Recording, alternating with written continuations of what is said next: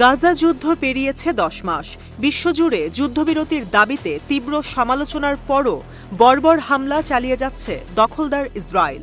থেমে নেই ফিলিস্তিনের স্বাধীনতাকামী গোষ্ঠীগুলো। ইসরায়েলি হামলার শক্ত জবাব দিচ্ছে তারা।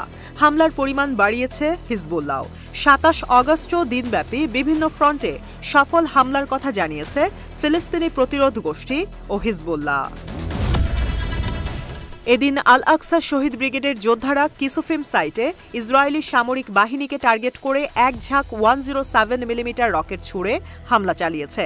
এছাড়া দেইর আল বালার পূর্বে অনুপ্রবেশের সময় ইসরায়েলি সেনা এবং তাদের সামরিক যানবাহন টার্গেট করে 60 ক্যালিবার মর্টার শেল ছোড়ে তারা। একই সাথে পশ্চিম তীরের তুবাস শহরের দক্ষিণে আল ফারা ক্যাম্প এবং তুলকারেম ক্যাম্পের আশেপাশে মেশিনগান ও গোলাবারুদ ব্যবহার করে ইসরায়েলি বাহিনীর সাথে ভয়ঙ্কর সংঘর্ষে জড়িত হয় আল আকসা শহীদ ব্রিগেডের যোদ্ধারা। এদিন আনসার ব্রিগেডের সাথে একটি যৌথ অভিযানের কথাও জানিয়েছে তারা। যৌথ অভিযানে নেটজারিম ফ্রন্টে ইসরায়েলি সেনাবাহিনীর রসদ সরবরাহ লাইনকে টার্গেট করে 100 মিলিমিটার মর্টার শেল ছোড়ে তারা। ২৭ আগস্ট আল কোদস ব্রিগেডের অপারেশনগুলো ছিল খান ইউনিস ও গাজার তাল আল হাওয়ার আশেপাশে। তাল আল হাওয়ার দক্ষিণে আল দাহদু গোলচত্বরের কাছে একটি ইসরায়েলি সামরিক যানে আগে থেকে পুঁতে রাখা ব্যারেল বোমার বিস্ফোরণ ঘটানো হয়। এছাড়া খান ইউনিস শহরের আকাশে গুপ্তচর বৃত্তি অভিযান চালানোর সময় দুটি ইসরায়েলি সামরিক ড্রোন ভূপাতিত করে তারা। এদিন আল নাসের সালাহ আল-দিন ব্রিগেডের যোদ্ধারা দেইর আল বালার পূর্বে ইসরায়েলি সামরিক যান এবং সেনাদের টার্গেট করে মর্টার শেল ছোড়ে।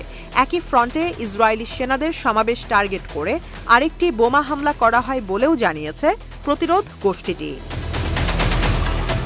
এদিকে শহীদ ওমর আল কাসিম বাহিনীর যোদ্ধারাও মধ্য গাজার দেইর আল বালা শহরের পূর্বে আল কাস্তাল টাওয়ারের আশেপাশে ইসরায়েলি বাহিনীকে টার্গেট করে মর্টার শেল ছোড়ার কথা জানিয়েছে।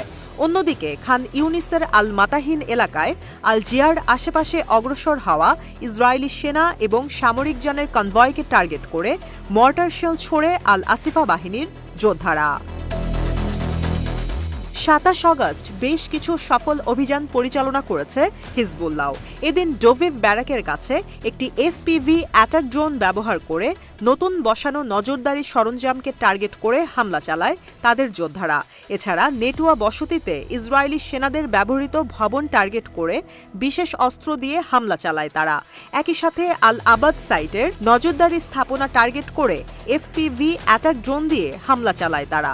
বিট হিলেল ব্যারাকে সাহেল ব্যাটালিয়নের সদর দপ্তরে অ্যাটাক ড্রোন ব্যবহার করে একটি বিমান হামলা চালানোর দাবিও করেছে হিজবুল্লাহ। লেবাননের গোষ্ঠীটি বলছে, গাজা যুদ্ধ থেকে ইসরায়েল সরে না আসা পর্যন্ত তাদের এমন হামলা বন্ধ হবে না। হিজবুল্লাহ ইঙ্গিত দিয়েছে, তাদের প্রতিশোধমূলক হামলা কোনো একক বিষয় নয়, বরং এটা বিস্তৃত কৌশলের অংশ।